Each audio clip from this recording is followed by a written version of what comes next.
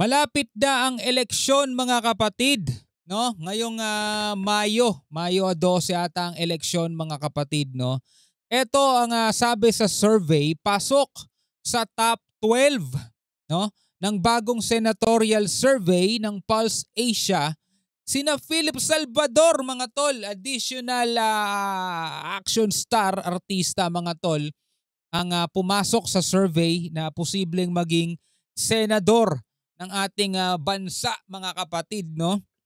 Bam Aquino, Rodante Marcoleta, pasok yan mga kapatid sa Magic 12 sa latest senatorial poll. Mga tol, panoorin natin tong balitang to mula sa News 5 Frontline Pilipinas. At syempre magbigay tayo ng commentary, reaction, opinion mga kapatid at kung ano-ano pa. So bago natin to simulan, huwag mong kalimutan mag-subscribe. Click mo na rin ang notification bell para ma-notify ka whenever na may mga bago tayong reaction video tulad nito. Alright, so huwag na natin patagalin pa. Panoorin na natin to mga tol. Pumasok sa top 12 ng bagong senatorial survey ng Pulse Asia sina Philip Salvador, Bam Aquino at Rodante Marcoleta. Nasok tayo ng balitang yan, si John Aroa. Rodante Marcoleta, Bam Aquino, okay mga kapatid, mga dati na tong mga politiko. Ito si Philip Salvador ang pinakabago mga tol, no? At hindi ko alam kung may history ba, dumaan ba siya sa pagiging barangay captain muna, mayor, konsehal, congressman, 'di ba? Mga ganun. Kasi senator agad yung tinatakbuhan niya mga kapatid eh. So tuloy natin 'to. Ito ba'y abogado? Nag-aral ba ng abugasya? Well, tuloy ulit natin. Higit isang buwan na lang bago ang Bilang Pilipino 2025. Sa mga kumakandidatong senador, 16 ang may statistical chance of winning o yung may pag-asang pumasok sa Magic 12 ayon sa pinakabagong senatorial survey ng Pulse Asia. Kasi 12 lang naman ang kailangan eh. 24 ang senator natin pero every 3 years nagkakaroon ng eleksyon sa senator, no? 12-12 lagi ang napapalitan. Sulong nakuha ni re-election ni Senator Bongo ang unang pwesto sa 61.9%. Okay. Tabla naman sa ikalawa hanggang sa ikatlong service na Erwin Tulfo at Bato de la Rosa. Okay. Pumang-apat naman si Tito Soto. Sumusunod sa kanila sina Pia Cayetano, Bong Revilla, Ping Lacson, Willie Revillame, Ben Tulfo at Abby Binay. Willie Revillame, pasok mga tol Ayos Teka, tignan ulit natin Sina Pia Cayetano. Balikan ulit natin mga kapatid. Etong rank 1, 2, 3, 4, 5, 6 mga kapatid, medyo yan, nasa safe zone yan. Siguro yung mga pataas, medyo alanganin pa yon kasi pwede magbago eh. But again, ito ay survey lamang mga tol Kasi ang kadalasan tinatanong lang naman dito, mga 1,000 tao lang naman eh. Hindi naman ito nagre-represent talaga sa sa kabuuan ng ating bansang Pilipinas. Pero kung sa 1,000 na mga taong tinanong, nangunguna itong mga pangalan na to, medyo yan. Etong mga nasa top 1 to 6 siguro, safe na yan. Tabla naman sa ikalawa hanggang sa ikatlong service na Erwin Tulfo at Bato de la Rosa. Pumang-apat naman si Tito Soto. Sumusunod sa kanila sina Pia Cayetano, Bong Revilla, Ping Lacson, Willie Revillame, Ben Tulfo at Abby Binay. Minsan natutuwa ako rito kay Willie Revillame, no? Pag tinatanong siya anong batas ang gagawin mo, ibabalik niya yung tanong ano ba ang gusto mong batas na kung ikaw tatanungin. Ayos din no? Pero tulad nga no sinasabi ko mga kapatid, hindi ko kayo pipigilan. Kung sino gusto nyong iboto, hindi ko kayo pakikialaman. Diba? Wala naman akong dyan Diba? Iboto nyo kung sino yung gusto nyong iboto. Diba? Kung sino yung sa tingin nyo makakatulong sa bansa, kung sino yung gusto nyong bahala kayo sa buhay ninyo. Pia Cayetano, Bong Revilla, Ping Lacson, Willie Revillame, Ben Tulfo at Abby Binay. Hindi rin nalalayo ang pwesto ni Lito Lapid at Manny Pacquiao. Si Philip Salvador, unang beses nakapasok sa top 12 survey. Sinundan siya ni Camille Villar. Unang beses ding umangat ang pangalan sa survey ni Bam Aquino at Rodante Marcoleta. Ginawa ang survey simula March 23 hanggang March 29 kung kailan kasagsagan ng isyo sa pag-aresto kay dating Pangulong Rodrigo Duterte. Okay.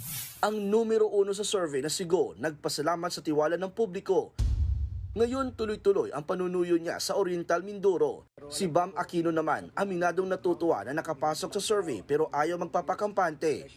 Siyempre po, tuwan-tuwa kami. Alam niyo po, nakikita po namin on the ground, no, ang rami hong gumagalaw, ang raming volunteers, especially yung mga kabataan. At ang sabi ko po sa kanila, habang gumagalaw sila, mas tataas pa yan. Ito mga tol, ano ko lang, nung nakaraan, 'di ba, talo talaga mga Pinklawan, Dilawan. Talaga as in walang nakapasok sa kanila nung panahon na nangangampanya Duterte tapos Marcos. Pero dahil nga sa nangyayaring bangayan, 'di ba, bagong alyansa, bagong Pilipinas, 'di ba, at saka yung part ng mga Duterte, dahil nagkakaroon nga sila ng awayan mga tol, is nagiging ano yan nagiging advantages yan para sa mga dating natalong senador. O, kita nyo yung mga inupo nyo, nag-aaway-away, di ba? O, may pagkakataon ngayon sila para magpakitang gilas, di ba? Parang wala naman nangyayari dyan sa mga inupo ninyo eh. O, di ba, ibalik nyo na lang kami. Kaya kami kahit papano meron nang napatunayan. May mga naipasang batas na kami. Ito yung mga nagawa namin.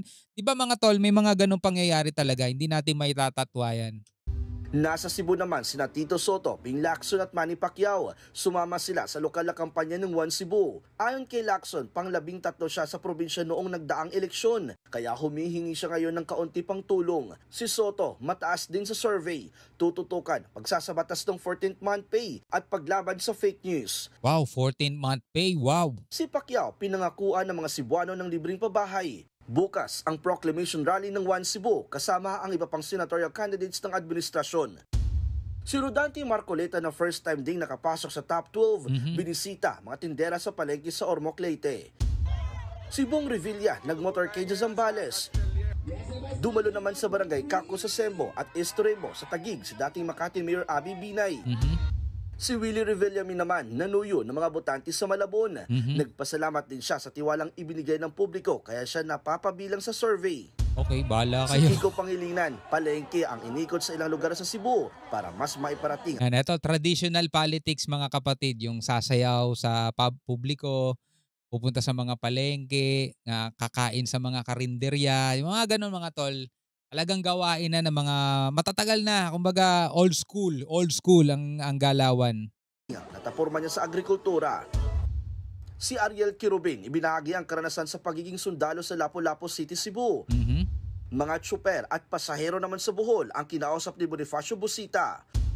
Bumisita naman sa munisipyo ng Iloilo si Luke Espirito. Nagbabalita mula sa frontline. Okay mga kapatid, tulad nga nung sinabi natin, ito ay survey lamang, no? Pero ano na yan mga tol, medyo maganda-gandang basehan na rin yan para makita natin kung sino yung napipisil ng madlang people mga tol. Pero tulad nga nung sinabi ko kanina mga tol, hindi ko kayo hihikayatin o hindi ko kayo iimpluwensyahan na iboto nyo si ganito, iboto nyo si ganyan.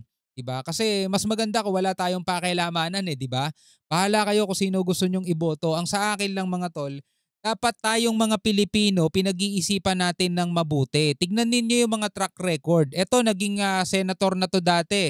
Ito, naging congressman to dati. Ito, naging ganito to dati. Anong ginawa nito dati sa kanyang distrito? Anong ginawa nito dati bilang congressman siya? Ito, anong ginawa nito dati bilang senator siya? Diba? Nakapagpasa ba to ng batas? May mga natupad ba siya sa panangako niya dati? Diba? Tapos ito namang mga bago lang, yung mga bagong sasabak pa lang. O anong ginawa nito? Ito ba talaga'y makakatulong? May nalalaman ba to sa batas? Pagbasehan nyo rin yung mga nagiging interview nila kasi mga tol, sa mga interview, doon nasusukat, doon natetest yung kanilang intellectual knowledge, yung kanilang nalalaman, yung kanilang kaalaman. Kasi iuupo mo sila doon sa posisyon na yun mga tol Pero kung mga simpleng tanong, simpleng tugon na hindi nila matugunan ng maayos, mga tol, bakit mo iboboto, di ba? Well, tulad nga na sinabi ko, kung anong gusto nyo, bahala kayo sa buhay ninyo. Hanggang sa muli, mga kapatid, ako nga pala si Shobaldi. Peace out.